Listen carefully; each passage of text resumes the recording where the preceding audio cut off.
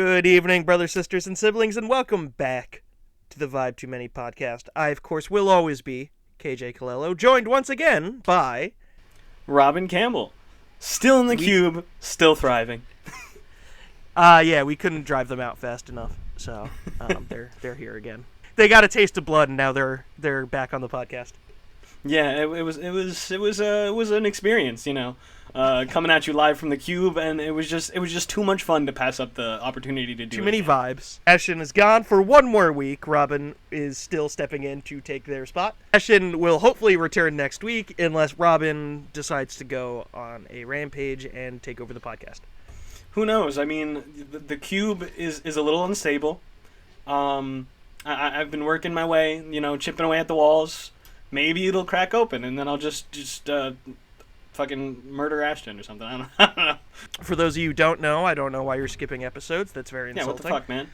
Watch them in release order. That's the most important thing. We will kill you. That's a great way to bring viewership up. We will kill you if you don't watch these episodes in order. You have to watch every single one. Yeah, if you don't watch it, we'll just be mad at you. But if you don't watch them in order... we'll kill you. We'll fucking kill you. Last week, I had the great pleasure of shocking Robin into doing a spoonful of episode murder. A spoonful of episode murder? A spoonful of episode murder. That's staying in. I was able to shock Robin by doing a spoonful of murder episode. Idiot didn't Asshole. even see it coming. Took so many notes on Invincible. And at the end of it, you know, our Vibe Too Many pledge was literally just to watch Spoonful of Murder, because sometimes it's hard to come up with pledges on the spot. After editing that movie for literal months, did you watch it again? I did, actually. I did watch it again. And it was fun to, you know, almost like travel back in time a year ago to, like, watch all the things that we did and kind of think about, like, all the moments that culminated in this movie. Especially after, like, rehashing those stories, I think. But yeah, did you watch the I did. Spoonful of Murder? Of course I did.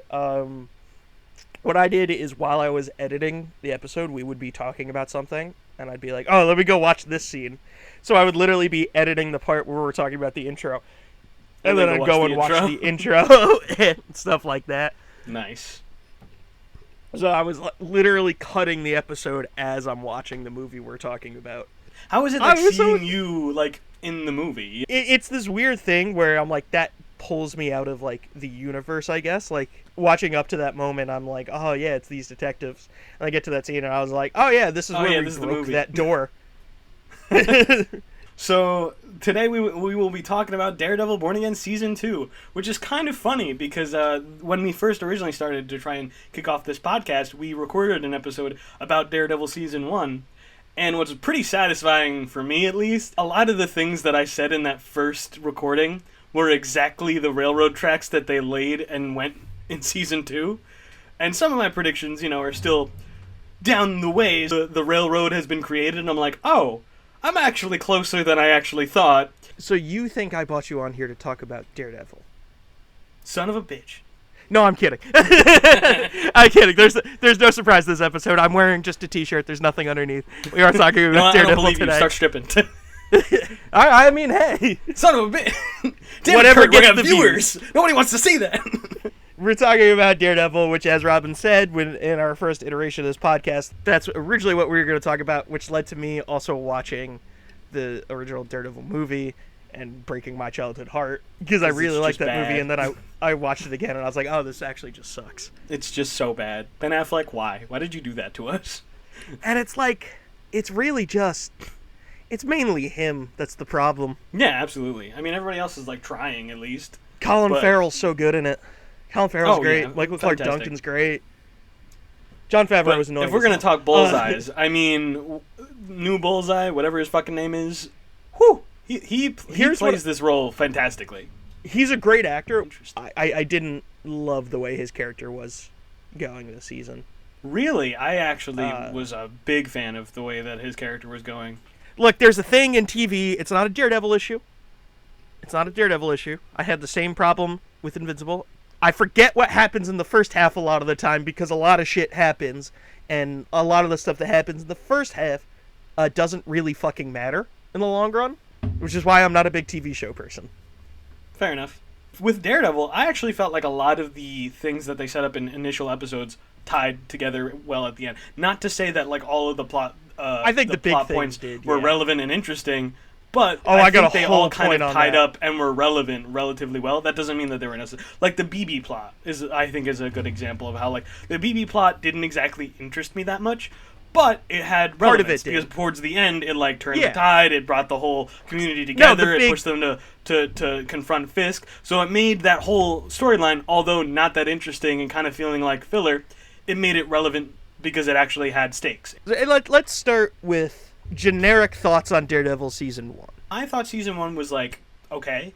It's funny, like I've seen a lot of interviews of like the actors from the show talking like, oh yeah, we really hoped that we would like hit the ground running, make a great show, whatever, and we don't really feel like we did that. And I 100% agree that I don't think it was like anything to really write home about. I don't think it was like particularly fantastic. It was just a way to bring Matt back into the fold of the MCU. Well, Matt into the fold of the MCU. He was never in it before. It kind of, in a way, like puts to bed some arcs and stories from the original show, and then starts bringing in new ones to like try and set up his new arc, I guess. So it felt like they were trying to do a new way of kind of the old things. So that's why it felt kind of a little stale. So like it worked, it was entertaining, but it wasn't really groundbreaking. This new season I thought was progressing the storyline actually, rather than just like putting all the chess pieces where they need to go. I think I wound up liking season 1 more than season 2. I would have to rewatch season 1 again. I thought it was a lot of fun. I'm always looking for something different than mass audiences on these shows and movies and things like that, where I'm like, I just want to be entertained. I don't think every fucking Marvel project needs to be Citizen Kane. And season 1 entertained me quite a bit. And as did season 2. And I'm not saying the show isn't intelligent. It is quite smart. Still like a comic book show. It's still silly at times. But it's dealing with heavier things. Its direct connections to the current administration are very obvious. Yes, but I think it handles it way better than other shows. Oh, which is something absolutely, I yeah. have. It's a satire. It is satire of current administration, but it's not sacrificing story at the hands of satire. They're still trying to tell a good story first. I've been watching The Boys for a future episode, and I like this season of The Boys. Actually, more than most people do. Same, yeah. Most people really hated on it. But I it thought is was very fine. much... They're very much sacrificing story in the name of satire. The political commentary in this, I think, is done better. Like, Wilson Fisk is obviously a stand-in for the current administration, but he's not Donald Trump, but weirdly one-to-one. smarter. Smarter, and I'm gonna say this, more actually like more respectable than Donald Trump. Yeah, I forgot. I meant to say this at the top of this episode. Do you want to do that thing we always do whenever we talk about Daredevil? Vanessa's dead. Oh my God, Vanessa's Vanessa. dead. You have we glass killed her in with your the snow face. globe. What am I gonna do? You got a little bit of I'm gonna glass in break your face, your and now doctor's you're back dead. because of reasons. Daredevil's drawing clearly from current political climate. There is something I am like, look, it's made by fucking Disney. Do not take this shit to heart. They are dangling the keys in front of you going, look, we're making progressive shit, but they're Anti-fascist giving stuff. money. Ooh.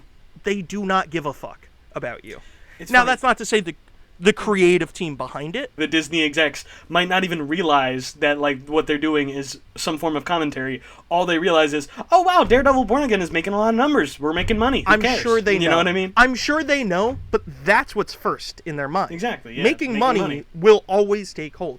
So And yes, people the will watch show Daredevil because Daredevil has some, I am saying this, slightly progressive views. It's not that, insane. They do lock arm in arm with the cops at the end of the fucking thing. There's a little It's too not much that extreme. all cops aren't bad shit for me. Yeah, don't praise the corporation. You could praise the creative team all you want. no. Let me say something very nice Don't about the hype up creative team, Disney. because Fuck Disney. I'm a little afraid that a lot of what I talk about in this episode might sound a little negative, but that's not conducive to what I really believe about this, which I really liked this show. This show is one of the prettiest looking shows I've ever seen. It was very pretty looking. The Some shots were very nice. The excellent coloring was very cinematography. nice, and it wasn't Especially that like, last overt. episode. I really like the color design that they are implementing with the Bullseye character. I thought that was very cool, and I like that they are continuing it in the this blacks and the second season. blues. Yeah. That scene where the people are running up the Capitol building, and then Oh, yeah. Insurrection. Fisk right is there. descending down the stairs, and Matt and everyone's on the other side. That shot looks amazing. fantastic. It kind of mirrors the shot from the first season where, like, Matt's looking up and Fisk is looking down from a building, but it's like they bring them closer and they're in their real attire. Wilson Fisk in his white suit and Matt in his Daredevil costume. I've said multiple times that I love my brutal Matt Murdock, who will, like, break bones and possibly even put someone in a near-death experience because they deserve it. And I think he's getting there, and I love it, because we see him in the black suit. I think the black suit is supposed to be symbolic of him getting more brutal and getting more intense and embracing himself as Daredevil. And you see him breaking bones and kicking people apart and basically annihilating people in the boat. One scene that made me like giddy was he's getting beat up at Josie's bar, and they fling him towards a gun, and he grabs it and points it and cocks it, and both the ATF guys freeze, and he just smiles and then kicks the shit out of them. And the whole time, every time he gets hit, he like gets happy and like almost smiles every time he gets hit, because he is enjoying kicking the shit out of fascists, and that's what we need. My biggest gripe with the show, which is half of these characters, the characters in general, don't love how they were written. Mm-hmm. Like, I don't really care for how the show this season was written that much. And then half of the characters do not need to be here. Mm. And there was one character I was really excited about to be here, and then she did nothing. Jessica Jones? She was so clearly just sequel bait. She was sequel bait. Nothing. Her and Matthew She Lillard was there to soft launch Luke Cage and Jessica Jones spin-off shows. That's what she was there for. That's what I mean when I'm saying sequel bait. Right. Matthew Lillard, I was so pumped to see him in the show, because I loved every scene love with Matthew Lillard. He's great in the show. Like, I'm not saying anything to him. It's that he didn't need to be in the show. He's Everything there to tease whatever that character's going to be as it goes on. He Whatever seems to be he's like doing now the with, insert, like the way like Coulson or Nick Fury was like the insert for S.H.I.E.L.D., he seems to now be the insert guy of like ominous governmental figure. Like, it's not exactly defined what he is. It's probably whatever Julie Louis-Dreyfus has got going on. Yeah, because she's the director of the CIA, and she called other people to tell them off to like let Charles vibe. You introduce this character, and I'm like, oh, fuck, I love Matthew Lillard. I'm excited to see where this character goes. You're like, here's Jessica Jones. I'm like, I love Jessica Jones. Speaking of characters, how did you feel about Karen Page this season? I never liked Karen Page. She's my least favorite Daredevil character ever. Fully valid. Corey sucks. Really hated Karen Page, and Corey has never seen any of the previous seasons, and as we were watching it, she was just like hating on Karen every 5 seconds. Like, oh, I don't like them together, don't have good chemistry, nope, like, leave it. And like, honestly, what I feel like, the whole original series, you know, they didn't have as much money to do these fancy shit that Marvel can now do, so like a lot of the episodes like kind of drag down. Does Foggy know? Does Karen know? How are they going to react? What's that going to be like? What's my personal life going to be when I don't have friends or family or a girlfriend that's going to support my daredeviling? And then finally this season they're like, okay, Karen knows, she's involved, she now can fight, they're together, it's okay. Like, they kind of just wanted to like wrap up all of the old Netflix show plot lines and like not do them anymore. I've literally never liked Karen. I do not like Karen in this. I do not like Karen in the original version of the show. I do not like Karen in the fucking comic books. This doesn't seem like a good relationship. Exactly. I think they kind of hate each other with it. I've been saying, I know she's dead in the universe, but that's kind of a defining thing with this character. She dies and then stops being dead. Matt always belongs with Elektra.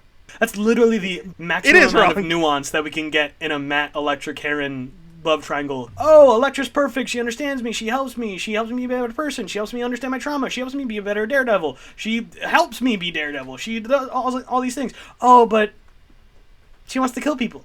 So, never mind. And then Karen is, there. The Elektra thing is they're both maniacs. Exactly. Matt's insane. Matt's an insane human being. Just because he's, smooth and hot doesn't mean he's not an insane human being. And honestly, this is a perfect transition to bring up what I think would be super cool. I feel like it even further cements my idea that now Matt is gonna go through the arc of becoming the leader of the Hand and like marrying Elektra. He goes on to take over the Hand because the Hand wants to take over New York, and he's like, hey, you guys respect me and you think I'm awesome, so I'm going to take over the Hand, and we're not going to burn New York to the ground. I feel like the pieces are all being set up to have this arc of now Daredevil getting a new suit where he has a hood, and Daredevil being a little bit more embracing the street gang and maybe being a little bit more brutal and a bit more judge, jury, executioner. Honestly, maybe this is I don't really want to see anything after this. I'm kind of good. What do you mean anything after this? I don't need whatever Jessica Jones and maybe it's just because the older I get, the less franchise oriented I am. I don't need to see whatever with Jessica Jones and Luke Cage. I love those characters, but I had a good show with them. I can go back and watch that. I liked this season, the end of this season. I would be okay if that's just where they left things. I think that's a poetic ending to things. I feel like Jessica Jones, Luke Cage, whatever their small-time, street-level characters that they explore, I'd be fine exploring that in a Daredevil Born Again Season 3, or in a movie about all of them. I don't want to have 7 different spin-offs, Luke Cage show, Jessica Jones show, more Daredevil. I would rather than whatever do like Daredevil Born Again Season 3, and we see Jessica Jones and Luke Cage, maybe they pop up, maybe they're little side characters in that show, or down the line we have like an Avengers-level team-up between Daredevil and whatever in a movie, not a show. Whatever Charlie has going on, I don't care. Not going to be more interesting than what Bullseye already was to me, you know? That's so funny, because that is like one of the most exciting things for me. Bullseye being Charles. I don't like Hero Bullseye. I don't like it. I like him He's not a hero, though. That's the thing. Charles isn't a hero. He's going with another sociopath to do more sociopath things. Yeah, but it's going to be like Thunderbolt sociopath things where they're like, we might be damaged, but we're good.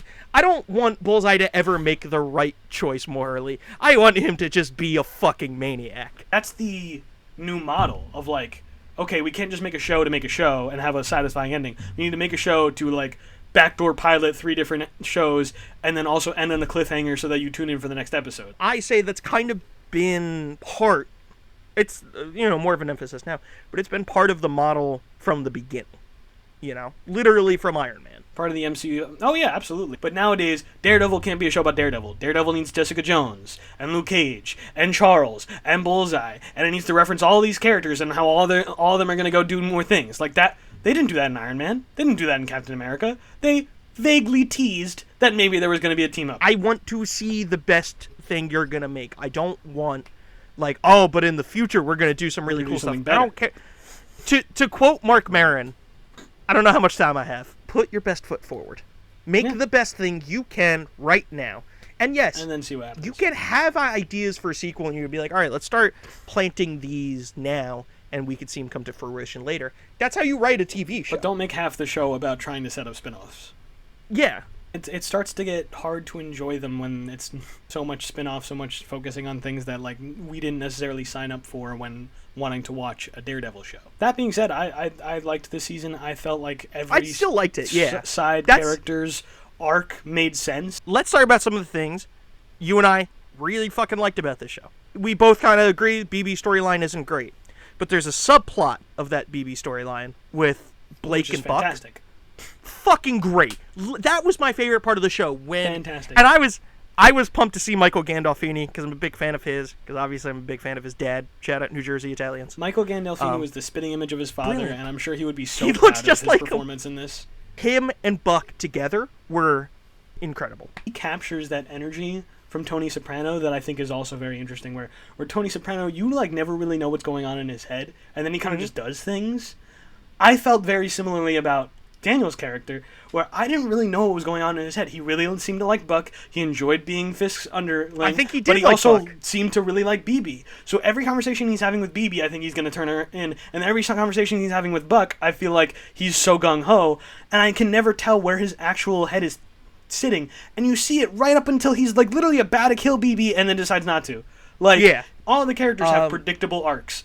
Dan, I could not read. I almost don't want to even evoke James Gandolfini in this, which I know I already did. Michael Gandolfini has carved something out for himself. Praising Michael Gandolfini here, let me pull up this actor's name. Fuck. The guy who plays Buck. Artie Frauchen.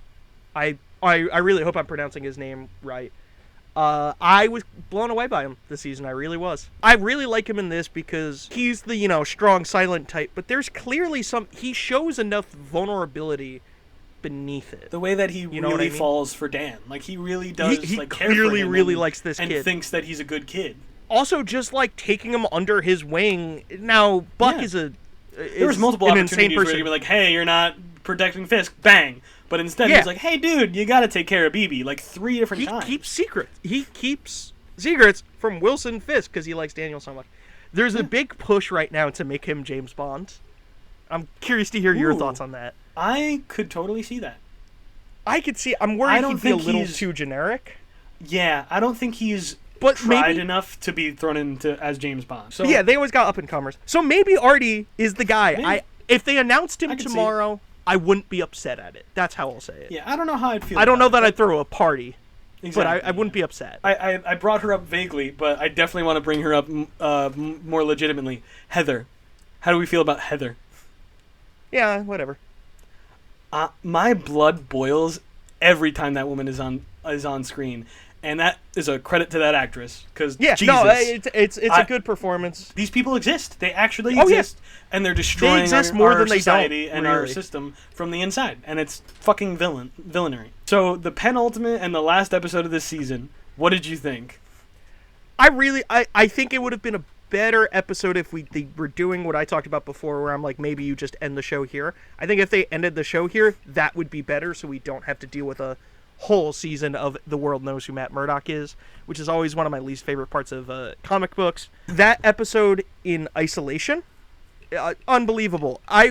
If you had asked me what I felt about the show before that episode, it would have been more negative, because I'm like, man, we're not getting Matt Murdock. Like, that's an important part of the Daredevil character, I think, is Matt Murdock. And then you bring him there, you have the exciting court scene, which is always a Daredevil staple. That's a great episode. Ending on that and making that like the crux of what turns over Wilson Fisk's empire was amazing. Because that's Yes. Matt's other superpower, is that the courtroom is his world. The most awesome moment of the thing. I will answer the question.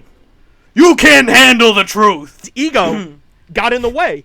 Yeah. He didn't have to answer that question, but he was so He needed arrogant. to be right. He needed to be Yes. right. He needed to enforce his will on whoever he can, because his will is enough to make him win. But it wasn't in this case, because that's not how the law works. Matt used it right fucking Matt against used him. it perfectly.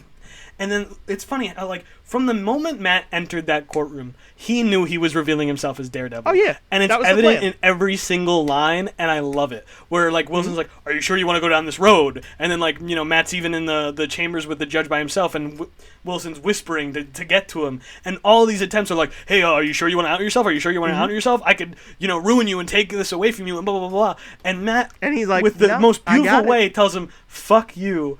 You can't take away shit from me. Because in order to destroy you, I will destroy myself. And now there's nothing that Wilson can hold over him. He's been holding Wilson's over got him nothing. since, like, he found out that, oh, you're Daredevil and I can ruin you. And he's been like, oh, well, I'll separate you from Vanessa. And now there's nothing that Wilson can hold over him. But what you were going back to saying was, like, Wilson has nothing to hold over Matt now. Wilson doesn't have anything now. Exactly. But we all know there's a season 3, and we all know, based on the fact that this is going pretty close to trying to satirize current political events, he'll be back in season 3. Yeah, we've seen pictures of him, which is part of the reason why I wish that it ended here with season 2. Honestly, I'm here for another arc of, okay, now Trump has come back and he's going to run Do for it president right. again. I'm here for that. There's a very interesting parallel I have to this, and I'm going to have to spoil something else. A lot of people were complaining about how they didn't like that they let Wilson live. And I think that's conflating a little bit what you want to happen in real life with what's happening in the fictional story. That's where I talk about, I like how this show put story over commentary. There is a book. It might be my favorite book of all time. It's called Mother Night by Kurt Vonnegut. It is about a man named Howard Campbell Jr. who was in charge of Nazi propaganda. You learn that not only was he in charge of propaganda, he was an American spy. He was giving messages throughout the airwaves that he never knew. But as you're reading the book, you kind of realize he doesn't really give a shit about doing that. He's just kind of like, this is what I have to do to stay alive, so I'll be a Nazi guy and also an American guy. I don't really care. The only thing he cared about was his wife. He loved his wife. He called them a nation of two. His wife winds up dying on enemy lines while supporting troops. And then he winds up escaping Nazi Germany. He winds up living in New York. And, like, he lives under his real name because he's like, I don't care. Come find me if you want. Throughout the course of the events after World War II, he finds friends. This group of white supremacists bring his wife to him, where they're like, hey, your wife survived and has been living in a Russian working camp. So he's now reunited with his wife. Turns out it's not actually his wife, it's his sister-in-law. Separate issue. They fall in love anyway because Campbell's kind of a piece of shit, if you couldn't tell from the whole Nazi thing. through more events, he loses everybody again. His friend gets deported, his wife dies again. And he's thrown in jail in what was the newly formed Israel because he was a secret agent, so everyone's like, yeah, you're lying. You weren't actually working for the Americans. You're a Nazi piece of shit. Which he is, by the way. He is a piece of shit. He is a Nazi piece of shit. And then he gets the letter that the agent that recruited him has come forward to say that his life should be spared because he was, in fact, a agent for the U.S. Army. So his life has now been spared. Do you know how he responds to that? He hung himself because he couldn't face going back into the world with nothing. Everyone was gone. He was violently alone. So he'd rather fucking die than be free. And I think that would be, I think in season 3 it's gonna like cheapen this ending. But for now, I will say that's what I love so much about Fisk is he's like, I have nothing. I have no power. I have the love of my life is dead and she died in front of me. I have nothing now. So like jail would almost be forgiving, giving him structure and people around. No, dude, you fuck off and you live in your loneliness. We could talk about the Punisher show if you watch the one thing of the Punisher episode. I was gonna ask, did you watch it? I did, yeah. Is it good? I didn't watch it yet. Here's where I think people misunderstand this show, is that this show is the same way that Matt's cameo in No Way Home. The Frank Castle show is the same for what that cameo was. They did that cameo in Spider-Man. Everyone liked it. They made a show. This is the same thing, I feel like. It's like a kind of a soft reboot. Look, I love the Punisher as a character. Some of the greatest comic books on the history. I will go to bat for Punisher Warzone. That movie kicks ass. I love it. It is gnarly With and a Jigsaw that actually looks like Jigsaw. The fucked up Jigsaw. He's fucked up. He's gross. I even love John Bernthal's Punisher. He's like ideal for that. He's great. He was great in Daredevil. I thought his own show was, his up and down, but the downs I think were still pretty fun. So it is what it is. I'm cool with it. We need to retire him for a little bit until things in the world get a little better. I don't think he's exactly what this world needs. So Frank Castle, the first 2 seasons were, exploiting the character as Frank Castle. His whole mission was to get the people who killed his family. He did that, and he's kind of having like misadventures of like kind of trying not to be the Punisher, but then like something drags him into it. And then this standalone special was kind of like him deciding to be the Punisher. Like, he officially finished off everybody. He's been living on his own during Daredevil and, like, going crazy and being like, oh, my God, I got nothing left to do, and I'm so lonely, and my wife is dead, and my friends are dead, and I'm crazy. And then finally he gets attacked, and it turns into this big set piece. And it mostly was just fun to watch the carnage. It wasn't that good of a movie. Yeah. So, yeah, that was Frank Castle's little spin-off show and Daredevil Born Again Season 2. Yeah, we can't do that in depth about Punisher because I didn't watch it because I have to watch it. Honestly, that was kind of all I'll get there one day. The only things that were relevant, really. Be fun. That's all I care about. Be fun. Yeah, it was fun. It was a fun show. It was literally 40 minutes of him killing people, and that's exactly what I would want out of a Punisher special episode. I think Punisher should have like Trauma levels of violence. Trauma did like Toxic Avenger and all of those like ultra violent cheesy movie of the 80s. Just do that. Just have fucking like glass shards going into people's face and things like that. That's what the Punisher should be.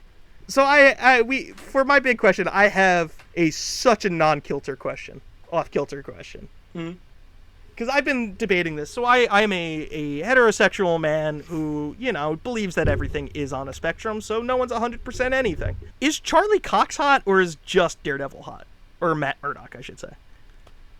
Ooh. That's a great question. Because I think Matt Murdock's hot. I don't know what I feel about Charlie Cox, because, again, the heterosexuality, and I'm a big fan of him, but I don't know if he's handsome. He looks different when he's not playing bad. Like he's good looking. Like, he's not, like, the most, like, drop-dead gorgeous person alive. Like, he's not a Chris Hemsworth. But I feel like he just has such, like, intense charm and charisma that enhances him as a person. And, like, he's just genuinely, like, a cool guy. You know what I mean? Yeah, no, like, I'm a fan of his. But so then his like Matt Murdock makes him hot.